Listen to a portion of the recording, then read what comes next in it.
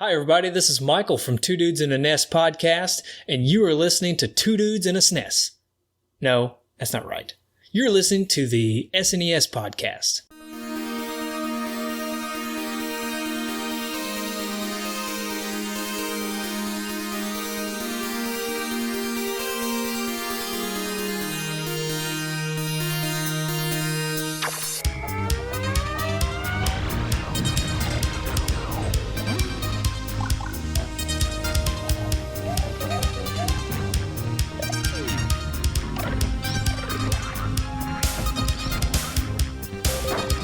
At $200, a Super Nintendo setup costs twice as much as the old system.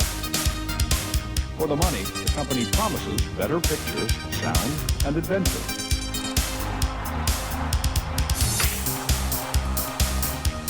Now you're playing with power, superpower. You're the king, I tell you! The king! Only for Super NES.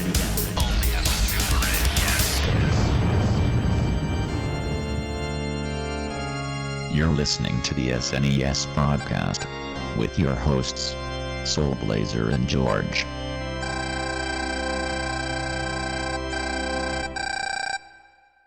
Hello, everybody. Welcome to Super NES Podcast, episode number 91. This is Greg, joined by my other co-host, George. I'm a Power Ranger, yahoo! That's what they say, right? You're the one who has history of the show, man. That's what they say. We're Power Rangers, wahoo! Yeah, I've only ever seen this in passing, so I have... No, they don't say that, Greg. You could tell me anything you want to about it, just like about the show, and I would have believed you because I was way too old for this, but... But yes, in case you haven't guessed, we are covering a Mighty Morphin Power Ranger game in this podcast. We probably should differentiate which one we're covering because there's actually three different Power Ranger games available to Super NES. It's the one where you fight enemies. So just to clear up any possible confusion out there, because it can be confusing. There were no less than 3 Mighty Morphin Power Ranger games that came out with the Super NES, which kind of shows how popular that the show was during its peak, I suppose. There's the first game, which is the one that George picked for us to cover in this one, called Mighty Morphin Power Rangers.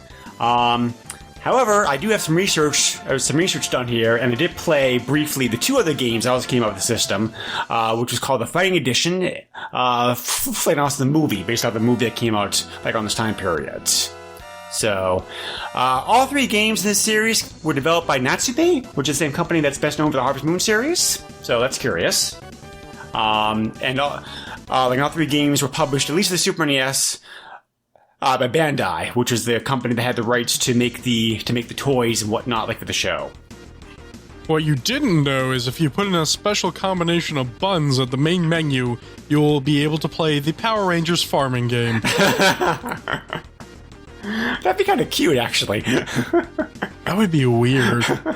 Go, Power Rangers, farm these carrots! What would the commercial be like if they had a Power Rangers farming game? I don't know. I remember the commercials like the show being like pretty weird, like as it was. So, probably won't take too much to top that. Farm your way to the Megazord. So for those of you out there who are like too old, like I was, to know anything like about the show, or just did, or just didn't care less about it. This is an Americanization of a Japanese show that was out here in the West for 3 seasons, from 1993 to 1995. Pretty much on Fox Kids for original run. Kind of like a real action, try that again, real life action show. Not compared to that fake action. There was also a movie that came out during its peak popularity, like 1995, which I already mentioned previously. They also had a game based off of it, kind of like Street Fighter, curiously enough. But you're not going to say the name of the series that this is based off of? What series is that? So the good people can go find that? Isn't it Super Sentai? Yeah, you're right, it is. Super Sentai has some pretty good games. Yeah. Like, you don't really need to know the language to play them. Yeah. So there's a couple, I think, on like Famicom, and then there's a bunch on Super Famicom, and some of them are actually pretty good. So, well, what's curious also is that the fighting game version, the fighting game version, version of this, the fighting edition, was later recycled into a Gundam Wing game in Japan.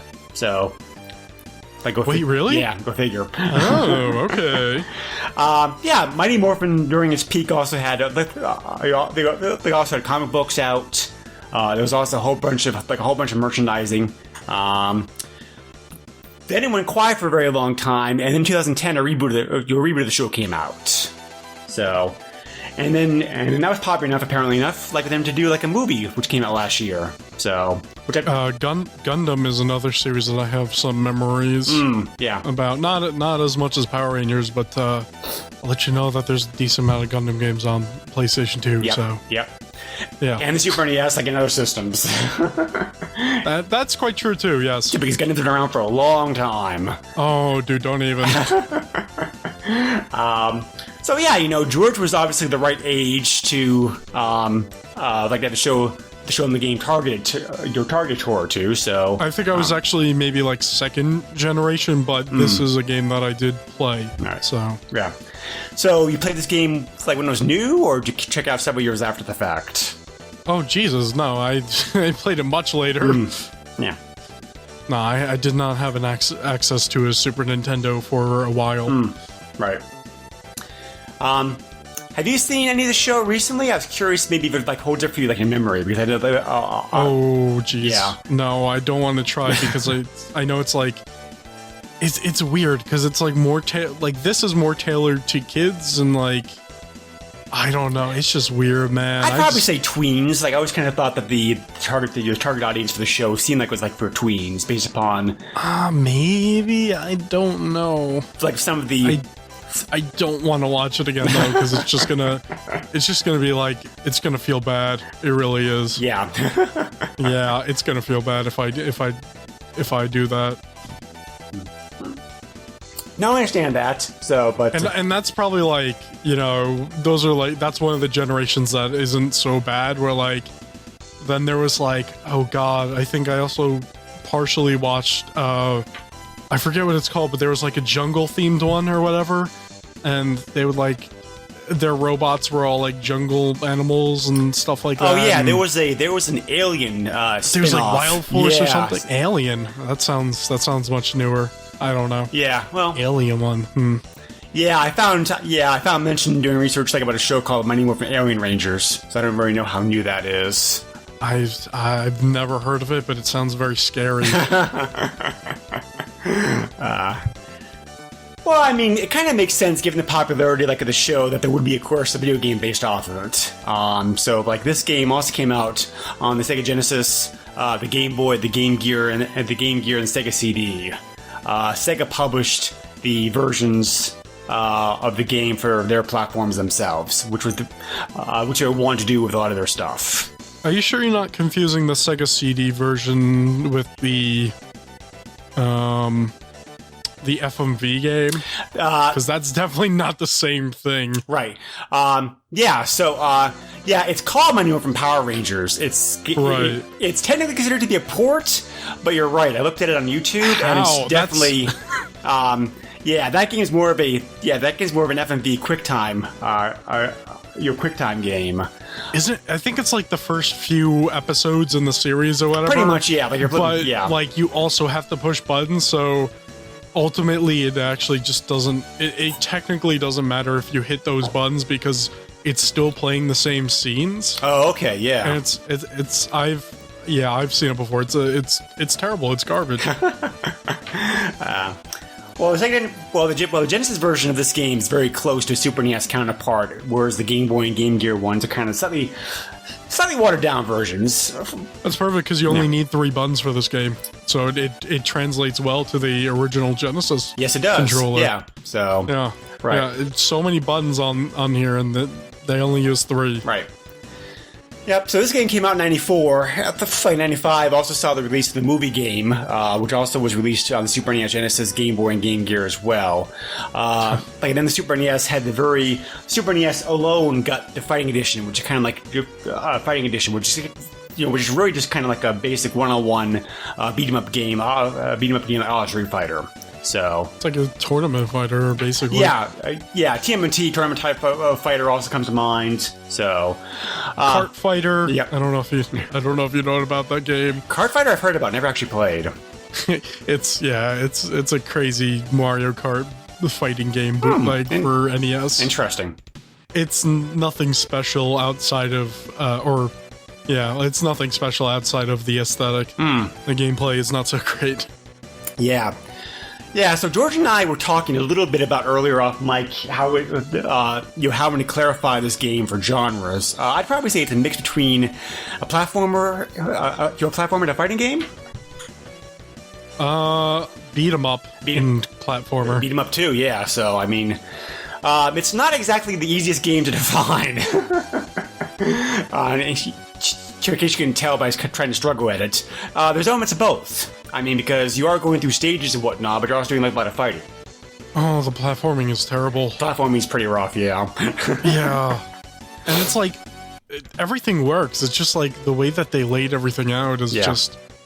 I don't know. It's like, did anybody test this? Or was it just like, slap these and these areas just randomly and then let's go. Just, we'll leave the office early. You know? It may have been a rush job. I mean, this wasn't Natsume's first job programming for the system. So I mean, they had it's like they had experience. It could just be a case of Bandai not giving them a lot of time to work on the game. And also, it also very well could be a case where like I couldn't find anything to support this, but maybe the Genesis version of this game was developed first, and like the Super NES version, just like a rush support job. I mean, like who knows? But so. I mean, it's weird to, because I know Bandai's been around for a while, but it's just weird to think that Bandai's been publishing games for the longest time now. Yeah, they have been. I mean, like they merged with Namco like a number of years back, like Namco, Namco Bandai, like right now, and still like a very big company, one of the biggest ones out there still. So, Bandai made a lot. Bandai was more known during the time period like their toys. Yes. Than their video games, like good toys too, like good models. But like a lot of other, companies known for their toys, they in this era eventually just go towards video games because, again. I probably said this before, but they were seen as toys. Right. Like you'll see LJN. LJN was known for toys, and Yep. I guess you could say they put out video games. Yeah. I don't know what you want to call it. They put out something on a cartridge. But yeah. Yeah. So, but anyway, from.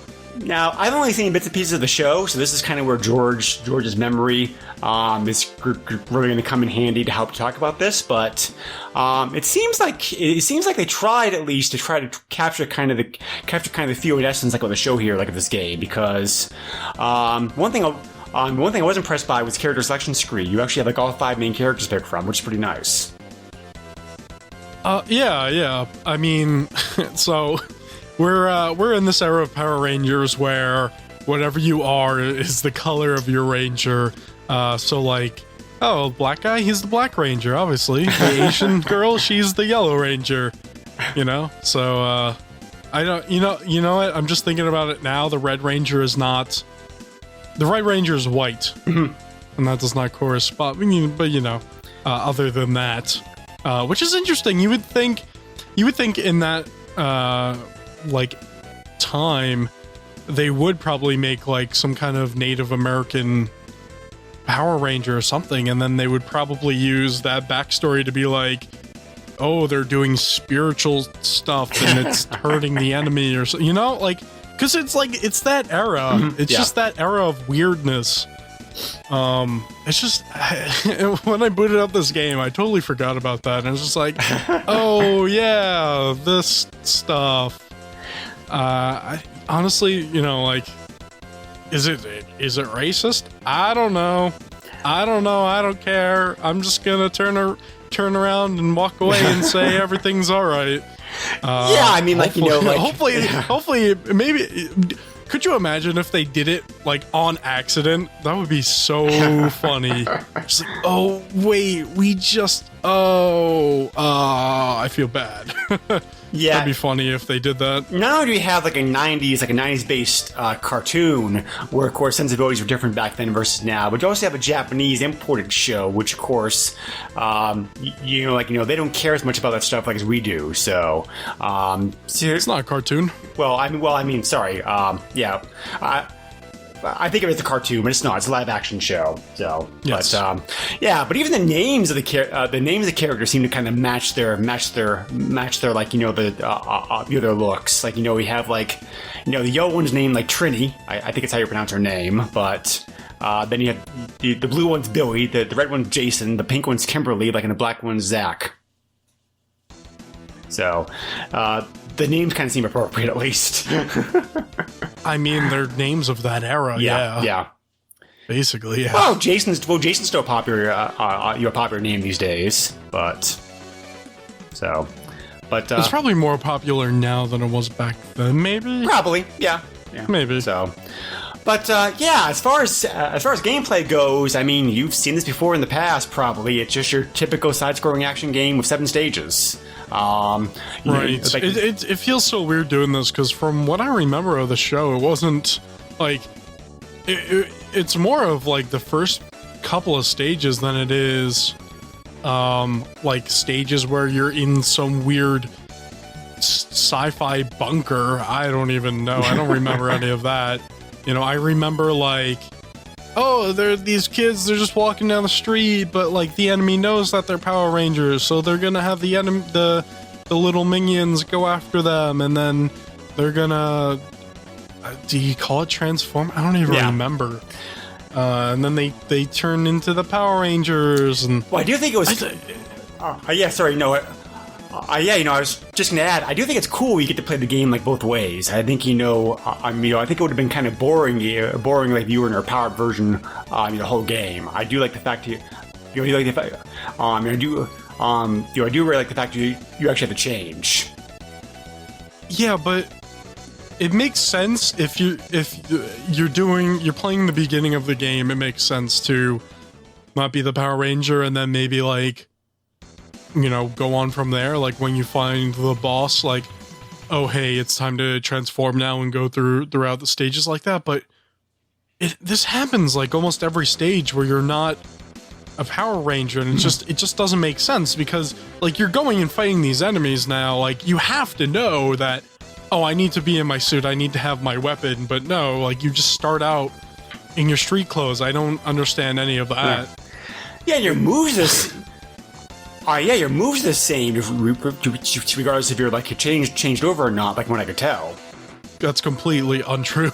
Oh, different moves. You gain a weapon when you get into your suit. Yeah. And each character plays differently. True. Yep. I think they all play the same when they're in their street clothes because you have the punching, and then that's you can do the leg attack, or the sweep or whatever it is. The jump kick. You could jump kick. You could also shoulder throw. Do that weird jumping double axe handle thing or something. Yeah. I don't know.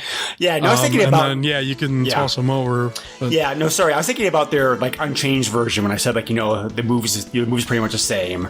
There are differences between the characters play in the powered up, which I also like because again, I don't know how it compares. Well, it's better because most of them have greater range. True. Yep. Like the Red Ranger, which is the one that I played as. You get a I don't want to say it's a short sword. It's kind of just short of a short sword, but it's like a long dagger type of deal. I guess it is a short sword. I don't know. Yeah, there's a Japanese name for that. I can't think of it. I can't think of it right now. But yeah. But you have a good amount of range there, and then I think the black guy has like an axe, and Yeah. I think the Asian girl has like size. I think. Yeah. And then I forget the rest. I think the Blue Ranger has. I think he has like some like 2-sided axe or something like that. It's like a short bow, not like the bow that you shoot arrows with, like a staff. It's kind of like a staff, or like a short staff or something, I think. Yeah. What did you play as? I played a bit like of each 5 of them. I want to see the differences between them. So, Yeah. I mean, I guess it's yes. I guess it's opposed my personal favorites. Like probably like Red. I just like his like Maybe. Yeah, I just like his I just like his weapon and moveset the best. But I do give the developers some credit in trying to make each of them feel different, at least in their powered up version, because it would have been very easy just to make them all the same. But they were trying to capture. Yeah, but then that wouldn't be following the show, then. Right? Yeah. Yeah. Well, yeah. I was going to add. They did try to capture the look and feel of the show, like what I can tell. But again, like I said, you have more experience with the source material than I do. But it seemed like developers did try to at least capture some of the essence of the show here. It's kind of shaky on that, because I mean, like, the way that the show is, it's just like over the top and stupid. like, oh, the Red Ranger just got hit by the sword and all these sparks are gonna shoot out and all this. But then, like, you play the game and it's like, oh, he got stabbed with a knife and he fell over. Like, they freaking, like, oh, he was slashed and then he just jumps up and like spins and lands on his back and there's sparks and they like replay it or whatever, and like it's so over the top and stupid, and I mean that's the point, but this game didn't really capture that well. I'll be honest with you, if they took the name Power Rangers off of this and they didn't make them look like Power Rangers, they called them like Earth Defense Saviors or something like that, right? Like, you wouldn't be able to tell that this was a Power Rangers game, really. I mean, you could go by the enemies, I guess, yeah, if you didn't change them, but still, like, it doesn't really capture what Power Rangers is. And, part of Power Rangers was the whole, like, seeing these, I think, yeah, they were like high school kids or something like that. Yeah. Like seeing them go through high school and deal with their problems in life on top of being the Power Rangers and, protecting the world or whatever the heck it is. So it just kind of, honestly, if we got in contact with somebody who developed this game and they said this was originally like an individual series, like this was made without even thinking of any type of licensing put on it, or it was, for something else, like I would kind of believe that, because there's just like some parts of this game that don't feel like they fit in Power Rangers, and that part of that is the platforming stuff. Yeah, I mean, like, we're talking about it a bit early here, but I kind of agree with a lot, just like what you said. A lot of the game does feel very generic. I do appreciate the touches that developers try to put in here, but I don't have the experience with the show to be able to recognize. Okay, I recognize this enemy, I recognize this moveset, whatever. If I was a fan of the show, I would probably give the game a few higher marks. Like, for example, I really give the Turtles games a pretty high mark, because I was a big fan of the Turtles, so I recognize the enemies, locations, and whatnot. I do think those games, to be honest, are good games like on their own. But yes, they are. Yes. But anyway, yeah. I mean, like, you could be right as far as development goes. I mean, like, this may have started off life as something else. And then they just slapped the license on license on it. I mean, like, this game is very average. I wouldn't call it bad. Just that the way it's designed and how it plays is very similar to many other fighting / platformers play this time period. Not overly long. Takes about an hour to play through. There's a boss a boss fight in every stage. I do like the fact how they give you a password like they have every stage, and I also really like how you can pick your character the start of each stage. So like so that's very nice to allow you to be able to experiment with play all 5 of them and just just kind of play them off each other and see how they handle. The graphics in this game, it's not a bad game, but it's not something you'll go out of your way to play. No, probably not. And it's something you shouldn't go out of your way to play.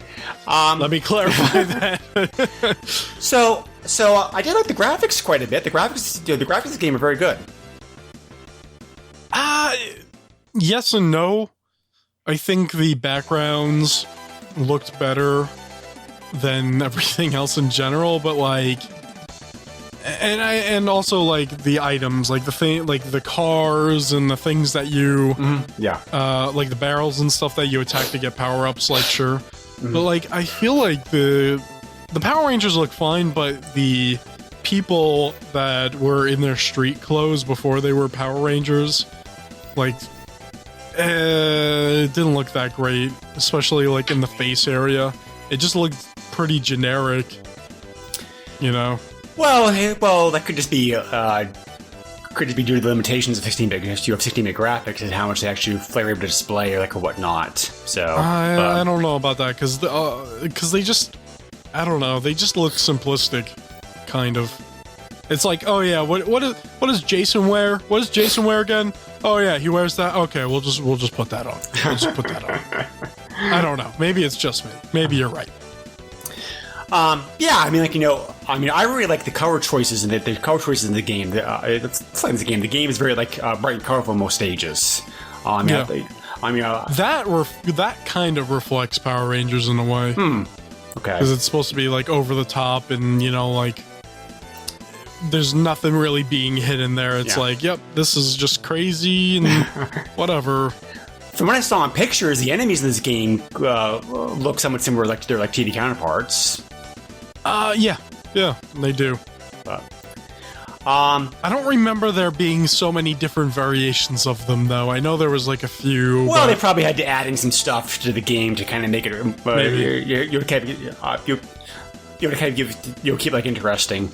Again, I don't remember everything about Power Rangers. So. Yeah. So, the animations are pretty smooth, I thought. I really didn't see any slowdown flicker like in the game. You did mention earlier, however, the platforming sections are brute. They're not. Yeah, they're just weird. Because it'll be like, here's enemies, and then you'll fight them, and it's like, okay, now do platforming, and you don't.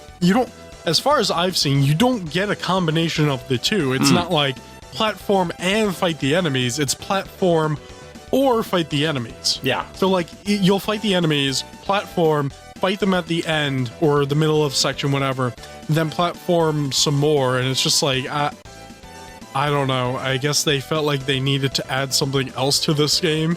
There needed to be some kind of verticality to it. I don't know. It's probably a good thing that the game separates those parts, though, at least, because trying to fight enemies while doing platforming would have been... Oh, there were sections where I just couldn't... I don't know if I couldn't figure it out, or because there was one section somewhat early on where it's like, there's this thing that I need to grab onto, and it's right above me, but no matter how many times I jump, even though his hand is literally... right where that bar is on that platform, he's not grabbing it. I don't know what to do. And I just did you have that problem? Did you have that problem of not being able to find where to go or not being able to get where you thought you needed to go? I didn't have that problem. The problem I had was with the controls. The controls for me were mixed bag. I thought for the most part the controls Greg, there's only 3 buttons. I don't know how you had any trouble with them. Well, that's a good part. The controls, the controls are very easy to figure out. I just wish there was more to it, because there's 3 more things you could do with those. There's 3 more buttons technically. I had problems. I had problems with some. I had problems if some detection of hits. I thought there were cases where I landed a hit, the game told me I didn't. I think I've seen that once, but other than that, I didn't really have too many problems with that. So yeah, I mean, like, so I really wasn't quite sure if I wasn't just coming at it, coming at the right angle or what. But yeah, but a little bit annoying, but not really like fatal. So, but yeah, so the music in this game is just your typical fighting soundtrack. It's decent. It's pretty good, like what it is. It's all right. Yeah, it's. You're probably gonna, put a penny in the jar or a nickel or whatever, but like, the music's forgettable for me. Was there any music in this game that came from the show? Maybe the beginning, like the intro. Okay, yeah, that makes sense. For the menu or whatever. Title screen, yeah. Yeah, because it's like, go, Power Rangers, which actually sounded really weird. And I don't know if it was because if I don't fully remember what it sounded like, or they tried to redo it, but like the voice was weird, and it's not because it was like compressed or anything. Like like the clarity was good, yeah, but it just sounded weird to me. I don't know. I know you can't really say much about that.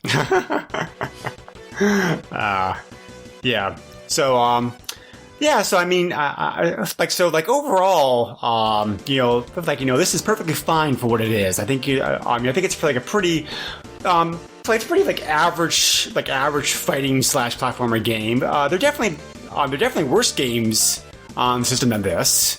Well, we didn't even talk about what's towards the end. Oh yeah, there's a different kind of gameplay there, because you get into the. Oh, geez, what is it called? Somebody's yelling at me right now.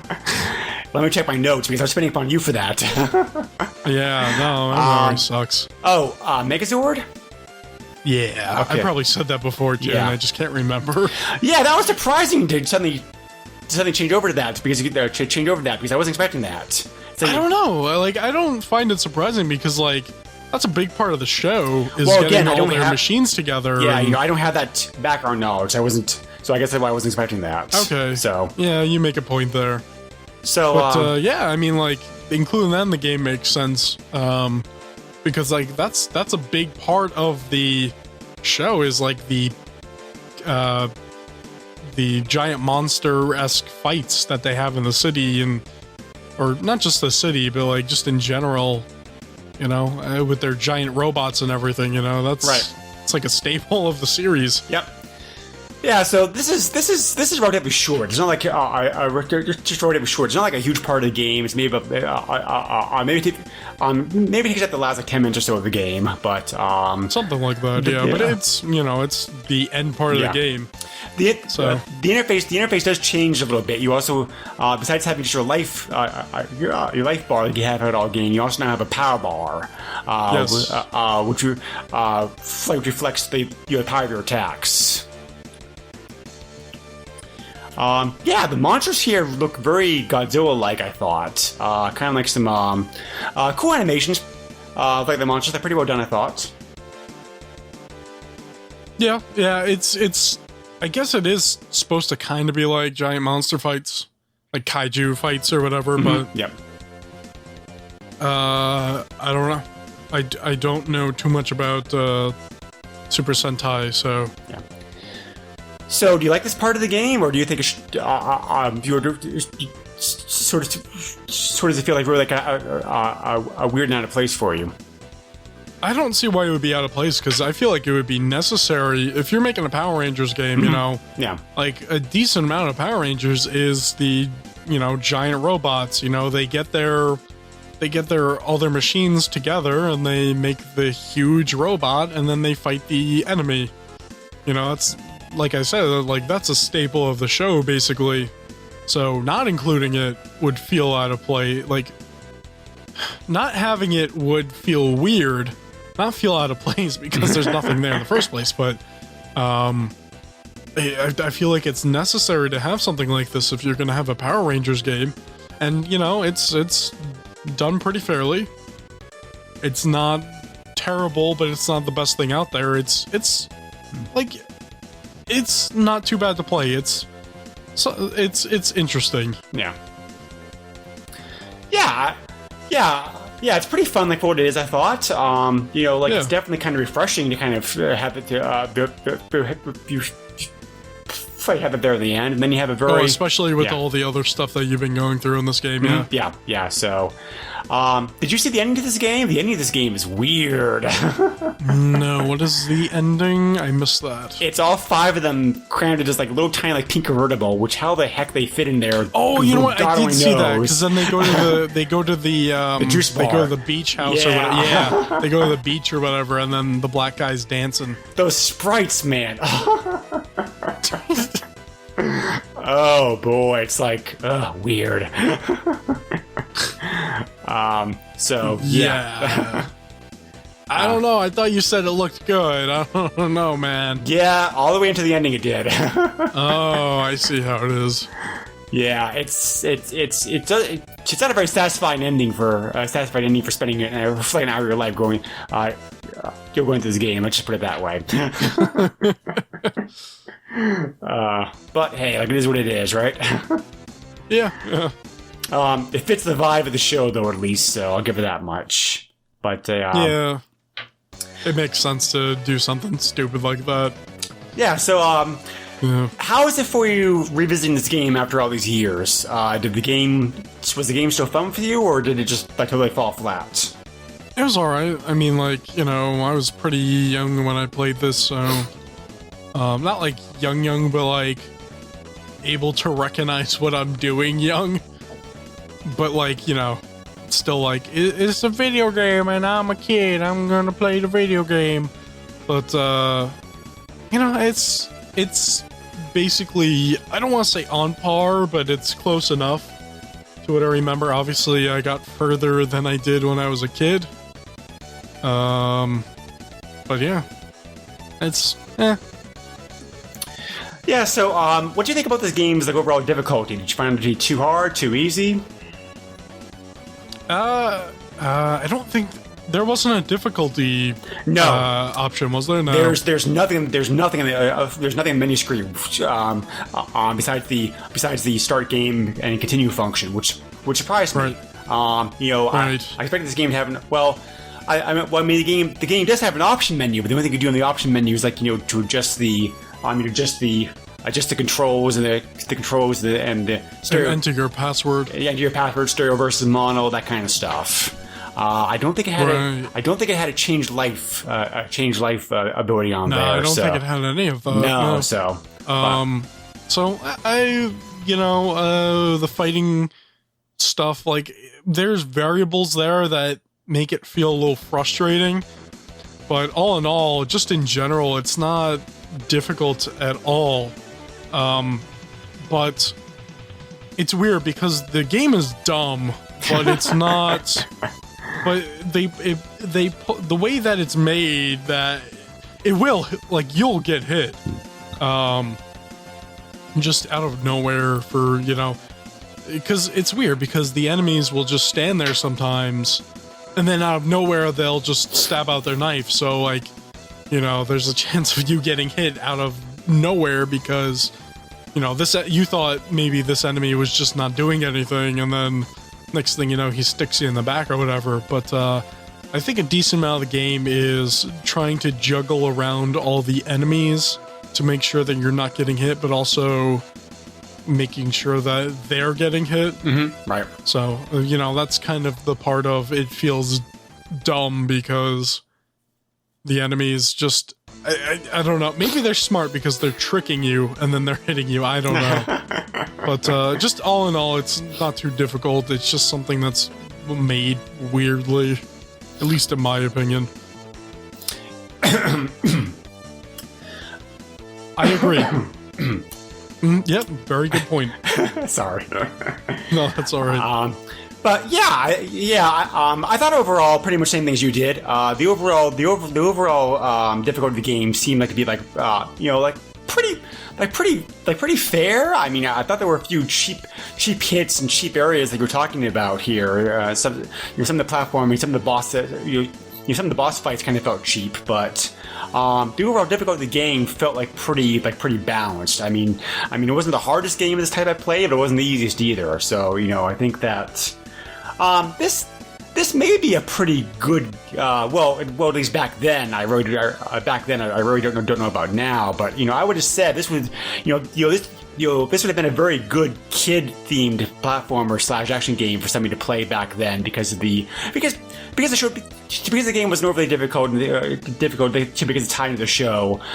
Maybe like a good game of this genre to start somebody off with before they graduate on to like bigger and better things. Yeah, I can see why you say that. So, overall, because of the tie-in, this game on all platforms sold pretty well. There weren't any, but the reviews of this game were very mixed. Both contemporary and also our current reviews of the game. For example, EGM when the game came out gave it a 6.5 out of 10. Pretty much saying. Okay. So they praised the character selection. They praised the character selection feature. They praised the music. The music in this game does sound very good. But they also. But on the downside, they also said that a poor animation, dull level design, and simply way too easy for experienced players. Yeah. Yep. Then for more modern site, there's a site called Nintendo Magazine System, which kind of gone back and looked at the games, on kind of the EGM style, multi reviewers, that kind of stuff.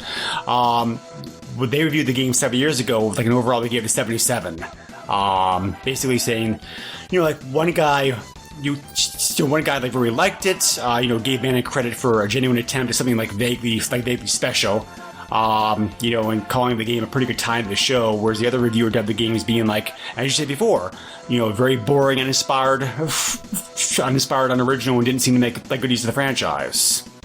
So they also talked about the old-fashioned gameplay, the repetitive feel of it. Guilty as charged, I think. And Final Consensus, being more for hardcore fans of the show than hardcore gamers.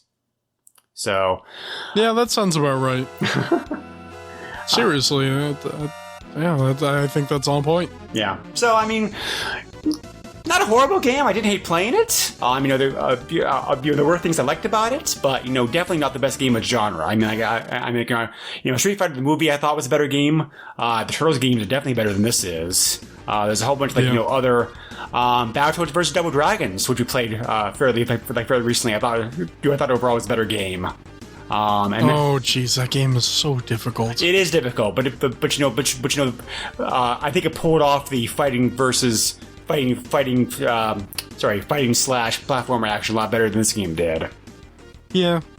So, if you're a fan of the show and never played it, especially if you're George's age and you have memories of enjoying the game as a kid, check the game out. I think that maybe the fans definitely will get some appreciation, some fun out of it. I probably would have gotten more fun out of it if I actually had familiarity with the show. But as it was to me at least, it was an okay fighting game. I didn't hate it. I guess the best thing I could just say about it is meh. So. Yeah, that's probably how I feel about it. You've not played the other Mighty Morphin games, have you? The movie? I have not. Okay, yeah. The movie... We can save that for another episode. The movie game looks very similar to this game as far as look and feel of it. Yes. Whereas, I know how it looks. I don't think I played it. Whereas the fighting game is just basically the one-on-one fighting game, But in that game, you don't play the characters at all. You're always the Zord. You're always the Zord power-up suits, in that one. So there's no out of uniform action in that one. Just one-on-one character stuff. Yeah. So, but yeah. Technically, it would be 5-on-1.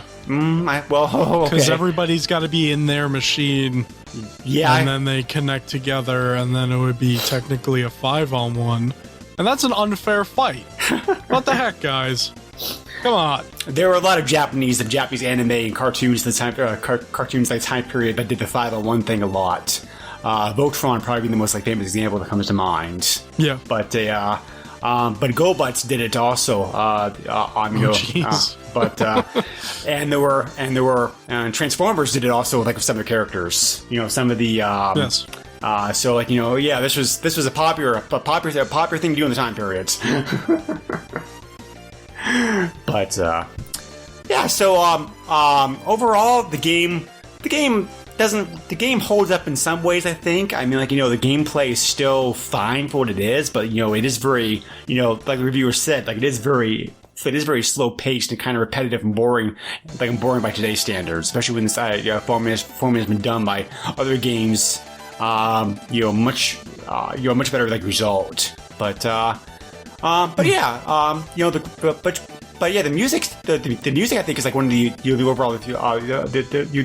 overall best things about it.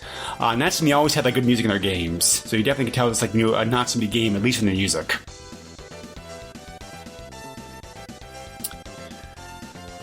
So anyway, there's no codes or cheats of the game I could find. Dang. This game is not super common, but fairly. But not hard to find on eBay either. There were 17 copies of the game currently listed for sale. 39 copies sold recently. Prices are all over the board for this one. I was kind of surprised to see the wide scale disparity in prices for this. A card only can run anywhere from $6 to $32. Wow, that's what a gap. Yeah. Well, CIB's even stranger. CIB, there's a copy of the game that sold complete recently. They sold recently for as little as $30. And the game also sold for as much as $130. What? Yeah. What? So, that's so weird. Yes, it is. It goes between 30 and 130. What? Who's pricing these things? Who's buying a game? Who's buying the Power Rangers game for 130 complete a box? Who's doing that? Stop it! You're bad! No! Put that wallet away. You're bad. No. I will say in the buyer's defense that was a mint copy of the game. And when I say complete, it was complete. It still had the warranty card and Nintendo Power advertisement. And that's still a lot of money. Yeah, and the plastic bag, your cartridge came in. So that's still a lot of money. Collectors pay a lot of money for those things. What are you doing to yourself? That's the same thing I asked myself, so don't worry. Yeah, I mean, Atari television games, and Avert being in there can make make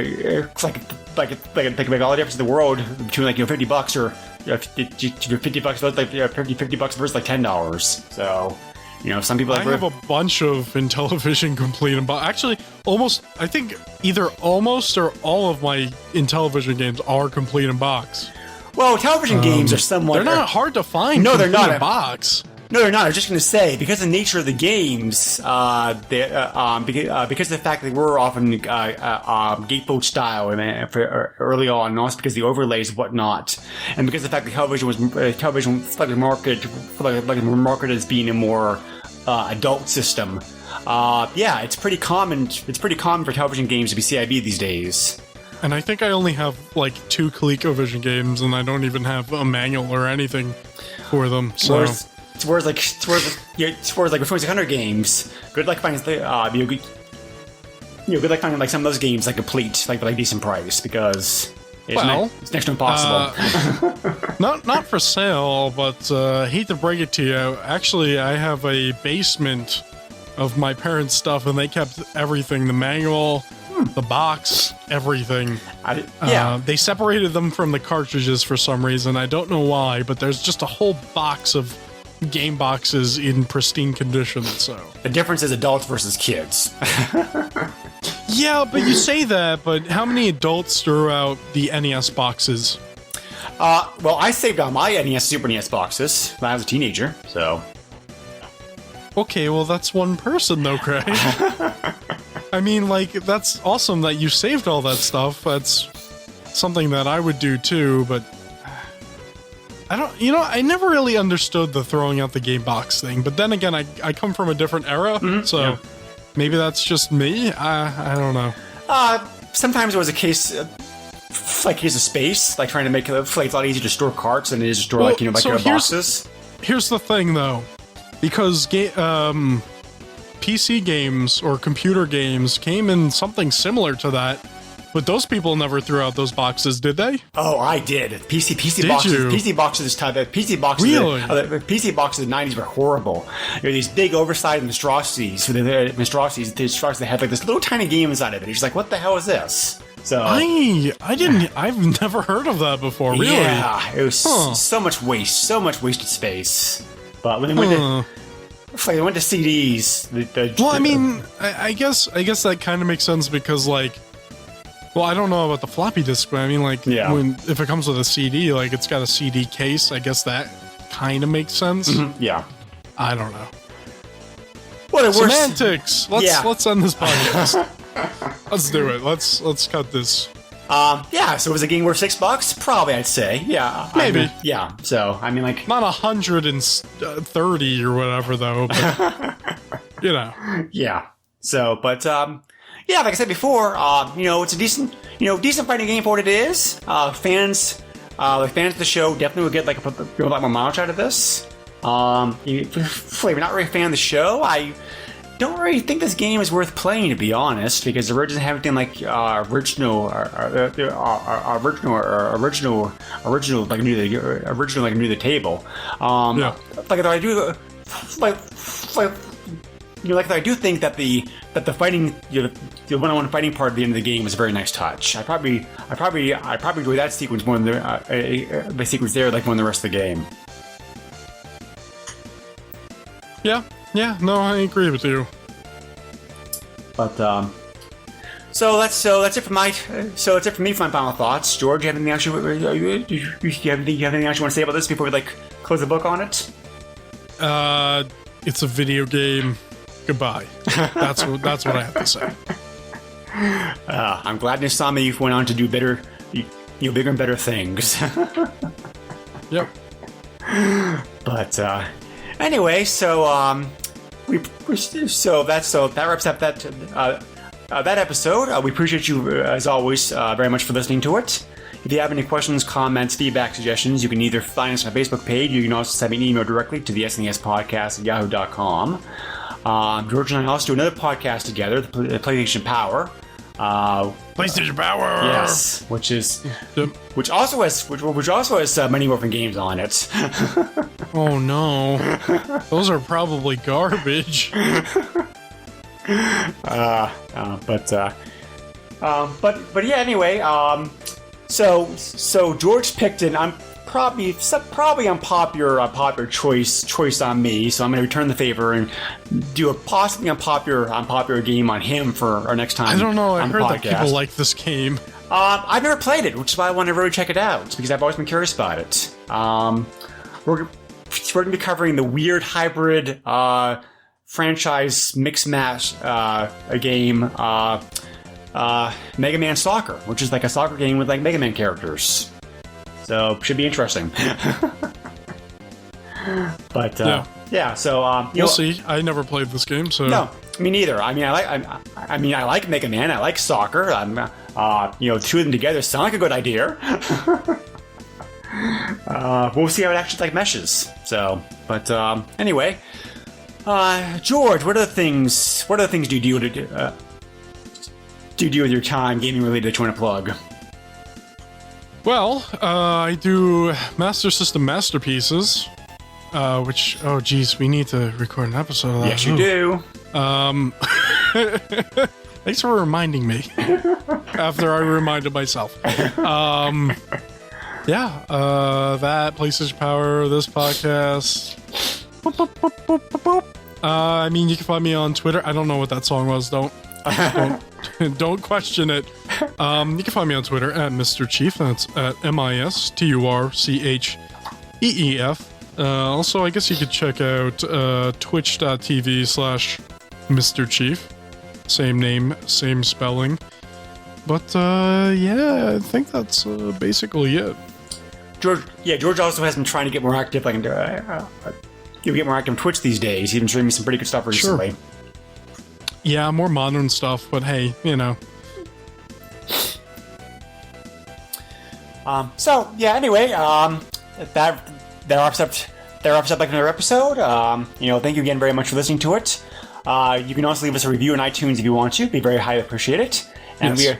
we are a proud member of both the Retro Junkies and Throwback Networks podcast. We can also podcast networks. We can also find many other great retro themed podcasts, both gaming and non-gaming related. The last game we covered, George, Pinball Fantasies.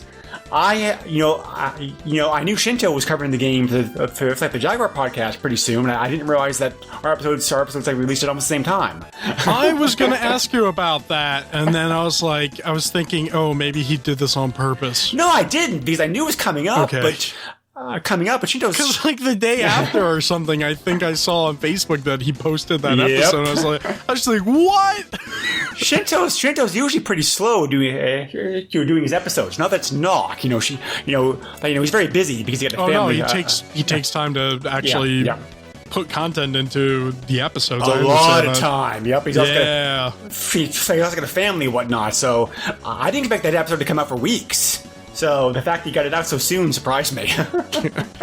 Yeah, so I guess go listen to that. Yeah. Yes, exactly. Would have been nice to have one of us record a bit later after the others. So we could have referenced said podcast, like in our own podcast. But like it is what it is. But yeah, like it is what it is. The Jaguar version of the game. The Jaguar version of the game is a little bit better than the Super NES version. I think we did bring it up like shortly, like briefly. I think we talked about it. We did, yeah. But yeah, the games are very similar. The Jaguar version, I think, looks a bit better. I think the graphics are better for that one at least. So yeah, I've not yet listened to that podcast, so I need to check it out. Yeah. So, alrighty then, folks. We're going to put a wrap on this. Thank you once again for joining us on the podcast. Thanks again to you, George, for coming on here as always. Mm-hmm. And you have any final words of advice for the audience? When you open the pickle jar, try to grab a rag so it's easier for you to grip the top.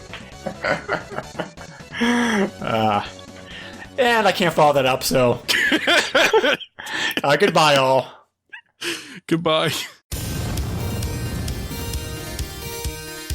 Nintendo controls 80% of the video market. But no matter how you play the game, or which game you play, things definitely have come a long way since Pac-Man. Now you're playing with power. Pinball power.